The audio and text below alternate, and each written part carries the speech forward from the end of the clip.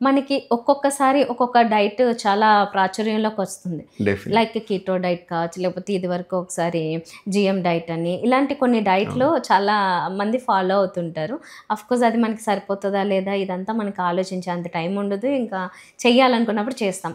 ఈ వీటిల్లో known diets ఏవైతే ఉన్నాయో వాటిలో మీరు సజెస్ట్ చేసేదేంటి? సో, సస్టైనబుల్ డైట్‌ని సజెస్ట్ చేస్తా అండి. హ్మ్. నేను పర్సనల్‌గా నమ్మేది, నేను పర్సనల్‌గా బిలీవ్ చేసి మా క్లయింట్స్‌కి సజెస్ట్ చేసేది. హ్మ్. సో, మీరన్నట్టు ఇప్పుడు కీటో డైట్‌నే తీసుకుందాం. హ్మ్. ఇదొక డైటింగ్ స్ట్రాటజీ అంతే. హ్మ్. మనకు 100 డైటింగ్ స్ట్రాటజీస్ ఉంటే అందులో ఇదొక డైటింగ్ స్ట్రాటజీ. హ్మ్. వైరల్ అవ్వడం వల్ల చాలా మందికి తెలిసిందే తప్ప, దీనివల్ల వచ్చే అడిషనల్ బెనిఫిట్స్ ఇంకేవి ఉండవు. హ్మ్. అండ్ మోర్ ఓవర్ ఇది అందరికీ సస్టైనబుల్ కాదు. ఎందుకు సస్టైనబుల్ కాదో చెప్తాను. ఇప్పుడు కీటో డైట్ అనుకోండి. అందులో మనం 70 నుంచి 75% ఉట్టి ఫ్యాట్స్ మాత్రమే కన్జ్యూమ్ చేయాలి. హ్మ్. అండ్ ప్రోటీన్ అన్నది 10-15% వరకు ఉండొచ్చు. కార్బోహైడ్రేట్స్ జస్ట్ 5-10% మాత్రమే ఉండాలి.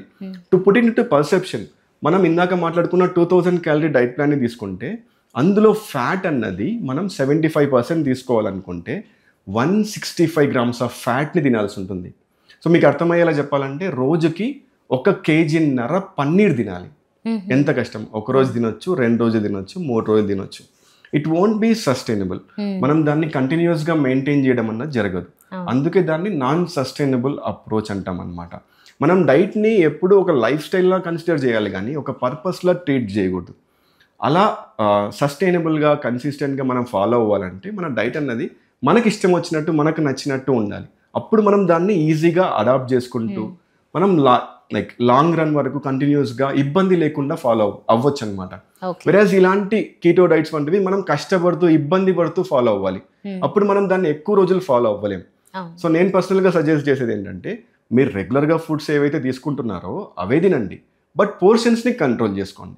ఎక్సెసివ్గా తినకుండా బ్యాలెన్స్డ్గా ప్రతి మీల్లో వెజిటేబుల్స్ని పెట్టుకోండి. రైస్ ఇష్టం ఉంటే రైస్ పెట్టుకోండి, బట్ పోర్షన్స్ని కంట్రోల్ చేసుకోండి. అప్పుడు మీరు ఎలాంటి ఫ్యాట్ని గెయిన్ అవ్వరు. బట్ దాంతోపాటు ఎక్సర్సైజ్ కూడా ఉంటే చాలా మంచిది. ఓకే.